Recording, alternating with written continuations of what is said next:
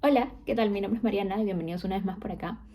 La meta de este año, mi meta de este año era subir más videos, así que antes de que se acabe febrero, acabamos con el segundo video del año. En este video quiero hablar un poquito más sobre cómo fue mi proceso de descubrir qué maestría quería estudiar. Y esto porque a veces cuando le contaba a varios amigos me decían, oye, pero por qué no esperas un MBA? ¿O cómo salió esto? ¿O hay más opciones? ¿O cómo? O una vez que de repente que ya saben que quieren estudiar la maestría, ¿cómo es que terminas encontrando un programa que se adecue a ti y un programa que te llene y que realmente lo quieras hacer y que valga la pena hacerlo? Em, para los que no saben, yo estudié el pregrado en la Universidad del Pacífico, finanzas, y luego hice la maestría en finanzas, de hecho un Master in Financial Analysis en London Business School, el BS, en el 2021-2022, y actualmente trabajo como analista de banca de inversión en una de las boutiques de inversión más grandes del mundo, que en Londres. Entonces, a ver, retrocediendo un poquito, yo me di cuenta que quería estudiar la maestría y no esperar todo este proceso de hacer un MBA. Y digo el proceso porque para mí de repente era algo que tenía muy marcado en la universidad y viendo como experiencia, de repente cuando estaba practicando como la gente con la que ya eran mis jefes, cuál había sido la trayectoria y era ¿verdad? Es un camino bien marcado. O sea, tú terminas la universidad en Perú y creo que funciona así en varios países de Latinoamérica, porque es muy la visión de Estados Unidos. Terminas el pregrado, unos 4 o 5 años trabajando y luego te vas a hacer un MBA a una de las, o al menos aspiras a ir a una de las tops. Cuando hice mi intercambio en Frankfurt, que fue el penúltimo ciclo de la universidad, llevé cursos de la maestría de coincidencia, de hecho eran solo porque eran en los que yo más interesada estaba, y terminaron siendo de maestría bueno, los llevé y me di cuenta que en verdad sí estaba preparada para ese nivel y eso fue lo que terminó cambiándome el chip de qué tal si hago una maestría ahora. Entonces una vez que decidí, y para esto, porque dije sí, ok, hago una maestría ahora, más que la maestría, creo que mi sueño era vivir en Europa. Em, y mi sueño era vivir en Europa y yo sabía que lo podía hacer después de la maestría, eh, pero, pero antes era un cómo hago para hacerlo antes. Creo que con la maestría era el camino más fácil. Pero no sabía muy bien en qué. O sea, sabía que quería ir a Europa, pero no sabía en dónde, no sabía en qué trabajar. O sea, de hecho algo relacionado a finanzas, pero no sabía exactamente en qué. Y acá fue donde empecé a buscar y dije, ok, ¿qué maestrías están disponibles? Y primero sí me enfoqué como de repente solamente en finanzas, como vi algunos en Alemania que eran Master in Finance y nada más, o sea, de repente era uno de Master in Management, pero ya no hice más. Y luego empecé a ver, ok, ¿qué otra cosa también me gusta? Y algo que me llamaba mucho la atención era energía. Entonces dije, y yo había hecho o hice mis prácticas en Transportadora de Gas del Perú, que es una empresa de energía, y creo que me empezó como que a interesar un poco más el tema. Entonces dije, ¿por qué no exploro algo por ahí si sé que me llama la atención? Entonces me empecé a meter a páginas de las grandes empresas de energía a nivel mundial o de repente un poco más centradas en Europa, ¿no? A Shell, Total, BP y así. Y algo también que yo sé que me interesaba, el tema de M&A, fusiones y adquisiciones. Entonces empecé a ver como, oye, de repente hice trabajo, aspiro a un trabajo de M&A dentro de una de estas grandes empresas. Y así fue como empecé buscando los perfiles de estas empresas en LinkedIn. Tú buscas el perfil de la empresa y luego vas a, no recuerdo si se llama People o Employees, pero está la categoría donde puedes ver quiénes trabajan ahí. Vas ahí y le das clic y empiezas a poner como keywords de los títulos que te gustarían. En mi caso era M&A. Entonces, como empecé a buscar, ok, quiénes los que trabajan en el departamento de M&A de estas empresas, a dónde fueron, qué estudiaron, dónde fueron, cuáles son estos programas.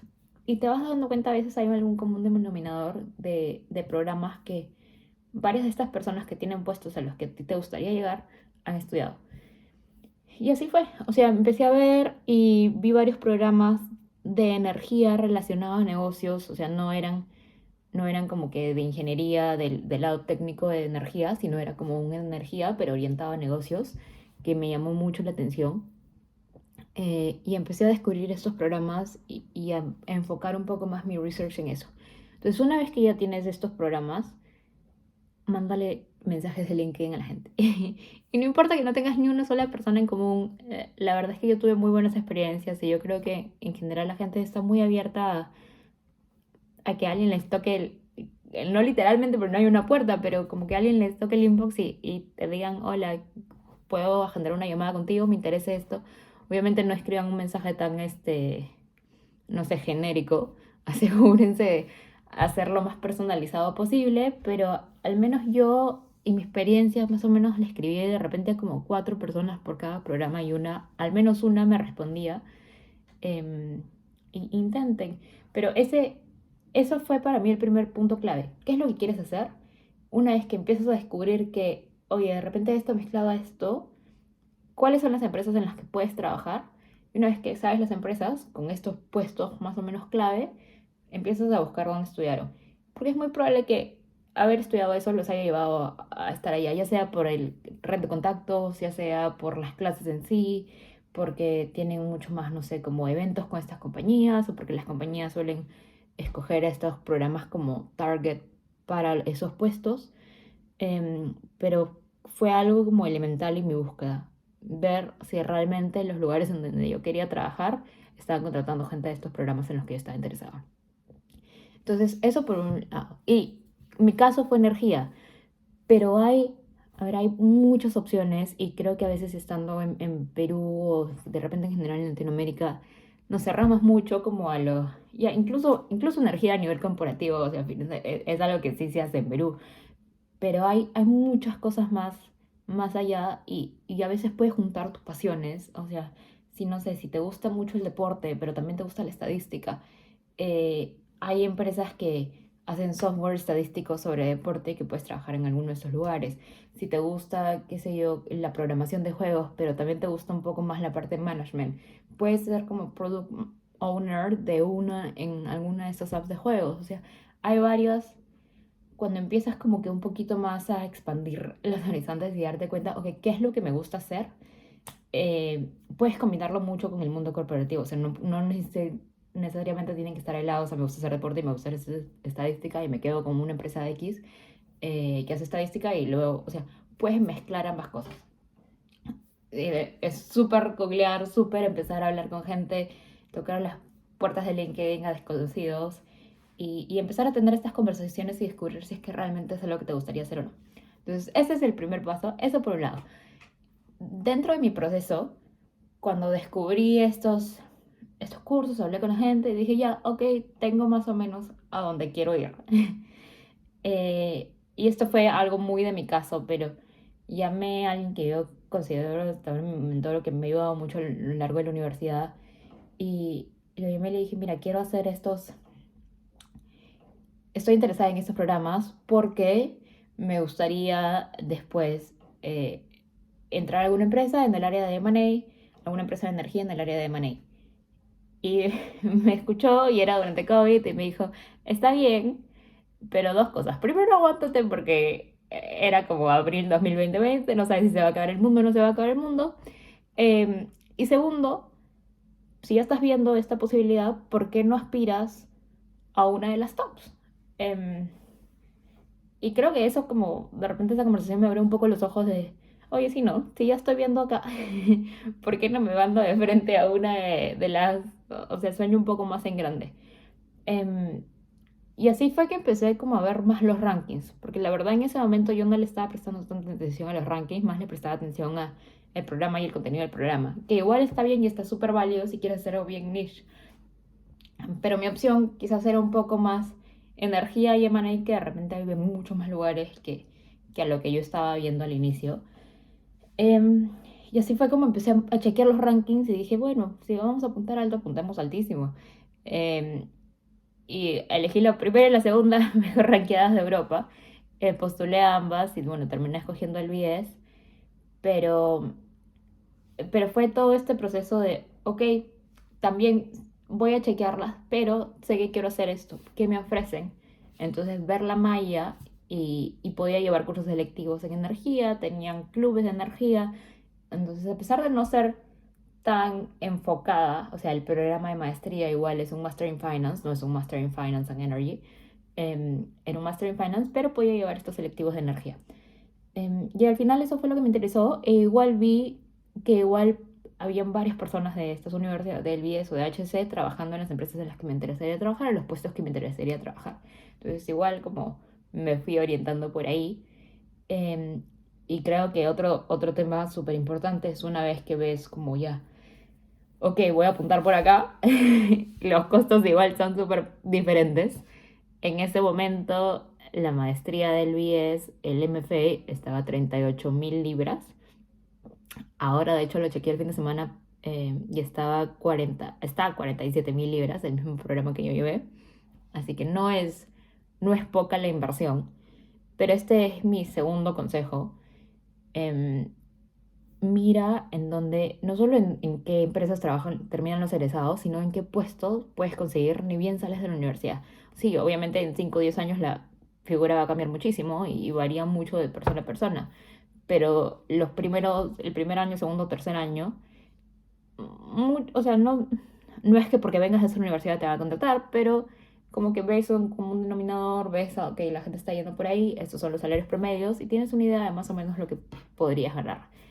Para mí, ese fue el segundo punto clave de check. Ok, puedo llevar este programa. ¿Y por qué? Porque si tienes los medios de pagarlo y financiarlo en cash, todo bien. Y qué bueno, y dale. Pero no era mi caso. O sea, mi caso era 38.000 libras, no las tengo. O sea, creo que tenía de repente, juntando mis ahorritos, llegaba a unas 4 o 5. Tuve la suerte de que sí, me dieron un tercio de beca, pero igual tuve que pagar el resto, igual tuve que pagar los costos de vida. Entonces, como lo que hice fue, ok, de nuevo, ¿cuáles son los trabajos que puedo conseguir? Uno de esos trabajos era banca de inversión también. Y de hecho era el trabajo que al menos el 80%, creo, el 80% creo que fue en mi año, el año, o sea, debe haber sido 2019, que yo vi el reporte de egresados y en donde terminan trabajando, creo que era como 60%, pero igual era la mayoría, terminaba haciendo banca de inversión. Entonces empecé a ver los sueldos de banca de inversión en ese momento, que eran como 60.000 libras. Hice mis cálculos y dije 60.000 libras y todo el chiste a mí me va a costar otros 40.000, entonces puedo pagar esto en unos 3 4 años de estar trabajando y se paga solo, básicamente, de alguna manera, con esfuerzo y todo, pero se paga solo. Y ya luego quizás decides un poco más, quizás no sé si no es esa presión financiera, pero lo que yo pensé en ese momento es, trabajo en algo para pagar eso los 3 primeros años. Y más o menos así fue que terminé, la verdad, honestamente también un poco en banca de inversión. Y una vez que ya estoy acá lo amo y creo que, al menos por ahorita, no me cambiaría. Pero fue mucho este proceso de ver en dónde trabajan los egresados, cuál es el sueldo que puedes recibir, que es, de nuevo, súper importante, creo, si vas a hacer una inversión tan grande como lo es un costo de la maestría en una de estas tops. O sea, 47.000 son más de $50.000 que tienes que pagar por un año, solo por estudiar, sin incluir costos de vida. Entonces chequea mucho en cuáles son tus posibilidades, en dónde vas a trabajar, cuánto puedes ganar. Así que eso en combinación, en chiquito, más hablar con un montón de gente y una vez que ya decides o que tienes más claro el programa, un consejo número 3 que también recomiendo es, puedes empezar a hablar con la gente de admisiones de estas universidades. Y, a ver, estos programas suelen tener también Student Ambassadors, que igual yo fui Student Ambassador, por ejemplo, para el BS. Básicamente es que te comprometes a que vas a responderle a la gente que te escribe por LinkedIn o que por ahí vas a ir a uno o dos eventos a hablar sobre la universidad y tu experiencia. Que sí, que, o sea, van a estar muy disponibles a hablarte, pero de alguna manera igual te hablan desde su experiencia y es más em, no es tanto sobre el proceso de admissions en sí, sino más como desde mi experiencia cómo fue la situación, ¿no?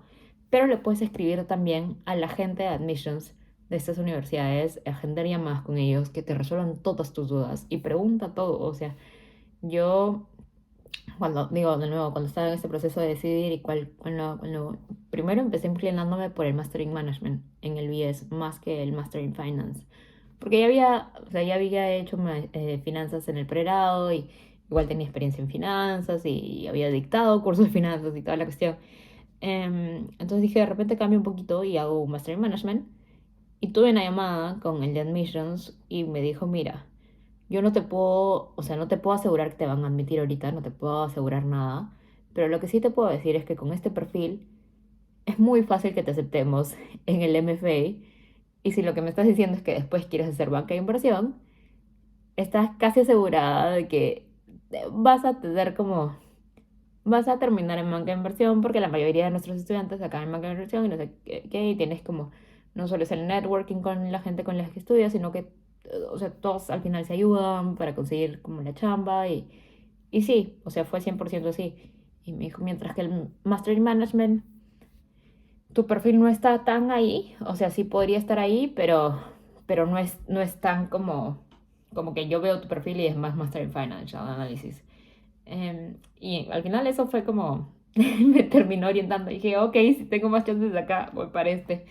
Igual eran sí, lo mismo de alguna manera, en la misma universidad. Así que, nada, ese fue mi proceso. Pero eso, o sea, en resumen, mis tres grandes consejos, de repente cuatro, descubre qué es lo que quieres hacer después de la maestría y qué es lo que te llena, como realmente, y no, como que no cerrarte a, ok, maestría en finanzas, a maestría en administración o maestría en lo que sea, sino que más un, ¿qué quiero hacer después? ¿En qué puedo trabajar? ¿Qué es lo que me gusta? Para después, una vez que coges eso, empezar a ir en reversa, ok, ¿en dónde estudia esta gente? Ese es uno. Dos, una vez que ya descubriste algún programa, realmente va a valer la pena como pues pagar esa inversión. En- una vez que ya sabes en qué trabajan, cuánto ganan en esos trabajos. em, o sea, creo que, no sé si es un punto de vista personal o no, pero al menos creo que la parte o sea, de finanzas en ese aspecto realmente sirve mucho saberlo de antemano y saber que como que tu inversión va a valer la pena y se puede pagar. Em, y tercero, una vez que ya descubriste, habla mucho con los student ambassadors y la gente que está llevando el programa, la gente que ya egresó también del programa y sobre todo la gente de admissions que te van a ayudar mucho más a descubrir si es un programa para ti o no, cómo funciona en ese momento y resolver todas tus dudas. Y en verdad esa es su chamba, o sea, literalmente esa es su chamba, ayudarte. Entonces están muy disponibles a tener conversaciones por teléfono, emails y todo. Y si no te contestan, sigue intentando y sigue intentando. Em, pero nada, mucha suerte con el proceso. Em, sé que es largo, igual todo esto de descubrir en dónde quieres hacerlo eh, y un montón, pero si tienes alguna duda y te puedo ayudar con algo, déjamelo saber en comentarios. Igual mi LinkedIn siempre está abierto, si es que quieres agendar una llamada por ahí. Nada, mucha suerte, nos vemos.